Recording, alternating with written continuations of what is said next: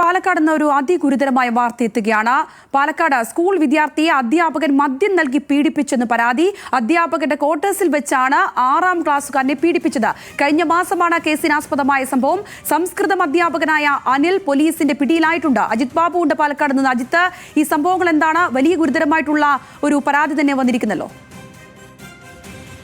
തീർച്ചയായും ഈ അനിലിനെ police arrest ചെയ്തിട്ടുണ്ട്. ഈ കാര്യത്തിൽ ഈ 6ാം ക്ലാസ്സുകാരൻ സുഹൃത്തുക്കളോട് കാര്യം പറഞ്ഞപ്പോഴാണ് ഈ പീഡനത്തിന്റെ വിവരങ്ങൾ പുറത്തു വന്നത്.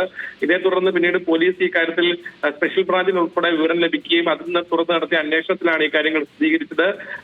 ഇത്തരത്തിൽ അനിലിന്റെ അറസ്റ്റ് ഉൾപ്പെടെ രേഖപ്പെടുത്തി തുടർ നടപടികൾ പോലീസ് സ്വീകരിച്ചിട്ടുണ്ട്.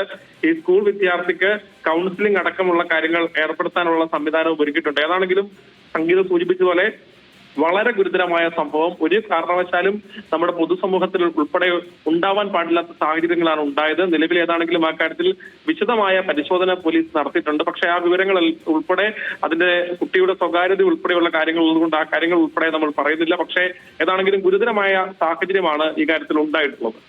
ശരി അജിത്.